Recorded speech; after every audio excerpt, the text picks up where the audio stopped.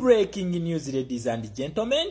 Olutalo lwe nabagambako olutwala Museveni, Kagame, n'omuntu yenna yeesembereza BRICS lutandise. Kati luvudde ku nnyanjula, olutalo lutandise. Nkiddamu, olutalo lutandise. Era ng'essaawa eno we twogerera, America eri mu 25%, 125%. China eri mu 84% we tuyimiridde kati. Naye nga olutalo luneeno era mmwe bannange ono Museveni abavuga abazanyira ku bwongo kati yagala bajja ku lutalo lwatandise n'abagambye Omumerika yazze n'ayingira Uganda okitegera ono advisor go bayita Masad Boris advisor wa Trump ku Africa ku nsonga za Africa yasookedde mu ggwanga lya Congo n'abagamba olutalo luno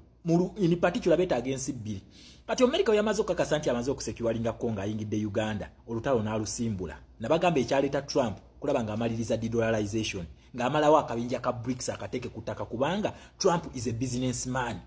Yensonga lwaki Trump administration eno giraba eze speed nnyo okusalako Congo. Congo Biden abadde asooba wamaze okusalako Congo yayingiriddewo Uganda okitegera ekintu ekyo n'agamba company what are you ebbanga ddene mubadde mu Uganda nga musirise kiki yessaawa kati tusitule. Then olutalo luno we lwatandise Trump yalangiridde tariffs ku nsi nnyingi naye zonna azipozinze for 90 days n'abagamba tugenda kwogera zinensi zaagala kwogera ne Trump n'abagamba everyone needs America ekyo kyo tebakikulimba everyone needs America mukitegera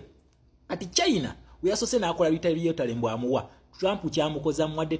125% then n'aleeta zinene ensendala n'azigamba zigenda kukola kikwogera azitaddeko 90 days pause boogere azijjeko then n'agisweepinga n'agiteeka ku 10%. Uganda tariffs zikyakuliko Museveni saagala ojaguze yes wataddemu abantu ekiboozi kya Nyanzi naye nze nagamba inze Shama the Minister for Foreign Affairs wallahi toli nkuba diversion izo never. Then eno disclaimer muna Uganda nze ndi wa Minister wa Foreign Affairs President ali Bungereza eno BBC mugiraba Museveni gye yakozesa okuba amini propaganda ogiraba eno BBC President Kyagulanyi gyali esangibwa Bungereza e colonial master waffe essaawa eyaleero nga Museveni talina media yonna esobola kukola propaganda mulungi ayina kukozesa mmwe the boys in this struggle abalenzi mu struggle not men okitegera kuba omusajja mwangu nnyo wakulaba ekintu n'agamba no this is not us kino tekiri mu direction yaffe n'akivaako naye omulenzi ekyo omuwa kyazannyisa kati Museveni yabawadde diversion okubika luno olutalo nti naye alulimu n'abagamba nga nnaku z'omwezi lumu January Museveni yayingira olutalo luno n'alweyingiza nga patana wa BRICS babakubye 10%. Teri azoogerako ezo tariffs teri azoogerako okitegera ekintu ekyo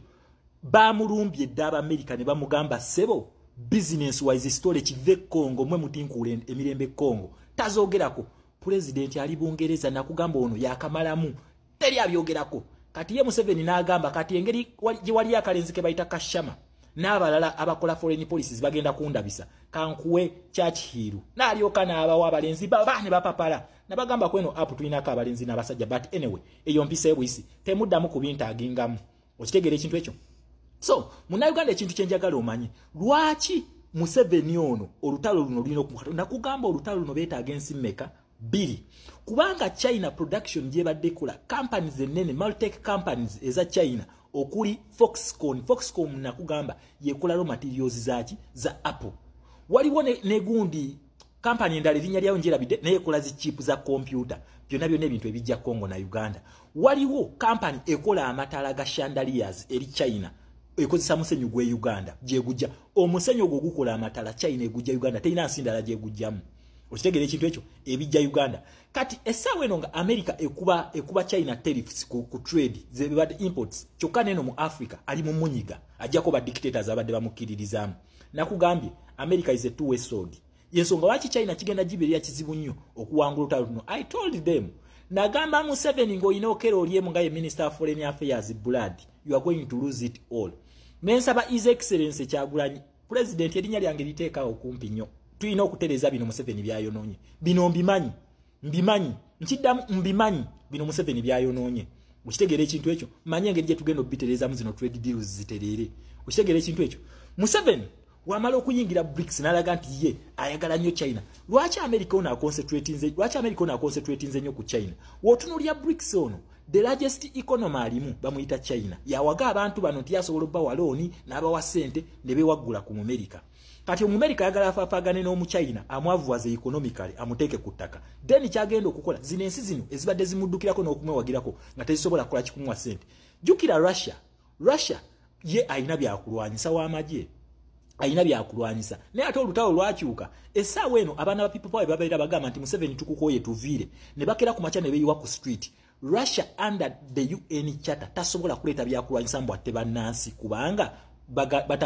batambulira muki balina ekintu kye balina civilian rule mu democracy ekola kati buli omu alina okurespecting ebintu bya munne ensi we bange badde mu democracy na human rights olina okuleka bannansi bo ne basalawo either bajje mu democracy obalete mu communism oba basigale eri yensonga lwaki kati Russia kigenda gibeerera kizibu okujja okutaasa Museveni ate China yandi mutaasiza economically America mu concentrate nzeko nkugambye ensi ziri endala zonna azipozinze okitegera azipozinze zonna ziyakubye azipozinze n'ateekawo flat ya 10%. Kati amalo kwogera naye gwatereza nakugambye ono mu America agenda kwawuzamu ensi emirundi eji aizo ogenda kudiringa naye oba ogenda kudiringa na China kati bino bimuli bukuwagambo simanyi China asobola America tamusobola kubanga senga abadde amusobola yandibadde mu Africa kati nga China akola alliance n'ensi ezimu zino especially ezengaga mu byaki by'obugagga by'omuttaka naye ono ye yamutegera nakugamba Museveni ono akola byakola naye mu China mu America ono amumanyi amanyi strength ye weri yensonga lwaki weyamubadde olutalo lutandikiddewo okitegera trade way etandise nakugambye kuno tebagenda kulwanyisa bikompola never naye bagenda kwekuba tariffs okakano omunafu agenda kupowa okitegera ati zino ensi zonna zonna endala azitaddeyo ku 10 China ali ku 125% kwali naye ng'ate bakugamba biggest importer wa China abadde America okitegera nakugambye luno olutalo Museveni lweyingiza Museveni yeyingiza entale ezi naye agenda kakasa duno nalubagamba wirugwera Museveni agenda kuba tali ku ntebe Kagame agenda kuba tali ku ntebe Tshisekedi agenda kuba yenywezeza mu bukulembeze bwe just watch the space okitegera watch the space biggest funder mu BRICS bamutamu omuntu kakati agenda kuwata atya sente aziwole bano abagenze mu BRICS agenda zibawola atya ngeri bamutta omuntu naye nakugambye IMF World Bank bonna bali kusaidia America okitegera ekintu ekyo then number 2 nze ekintu kino kwe nakitegeredde nti Trump alina kyabala era nabagambye abantu bana abeekalakasa kiri mu favor yaffe kubanga America egenda kuddamu concentrating ku de-dollarization kyakoze bannange kyakoze so don't have any doubt ku minister of foreign affairs temu bannanga am fit for that position tetwetaaga muntu alina bitabo bya international relations no we just need a brain we don't need the knowledge twetaaga brain esobola okukola awo nabagambye bino bigenda maaso mu bireke biri mu favor yaffe kati mu America no mu China bettamu omuntu BRICS Museveni tugenda kulaba jagenda okujja sente nakugamba Museveni you are messing with another generation I am fit to be in that position wali okero oliye mukubanga nzizenga nkuwoninga ebintu bino nekugamba abantu bodiringa nabo bajja kukwata kanywa bajja kukuba ezo namu zoleesaawo simanyi zigi 77+1 simanyi zino BRICS ezikweyiniza tezigenda kutaasanga abasajja bano bakutabukidde kati njagala bakwate Kagame kale bamuwole sente kuba ne Rwanda nayo kiri bubi kitokota Rwanda kitokota Uganda okitegeera ekintu ekyo muna Uganda wetegeke muzimbe egaali protest vote wetulaga bo muntu akalulu kamujjeko nkugambye BBC eri kusaidi kati yafe Museveni yakozesa okola kwamini propaganda okitegeera ekintu ekyo kati alina bamukolera propaganda koye kakozesemu abalenzi ba struggle abawe byayagala deni mwe mubuukire fa abasajja tujja kusomesa deni mu abalenzi mugira muzanyira ku ebyo okitegeera ekintu ekyo so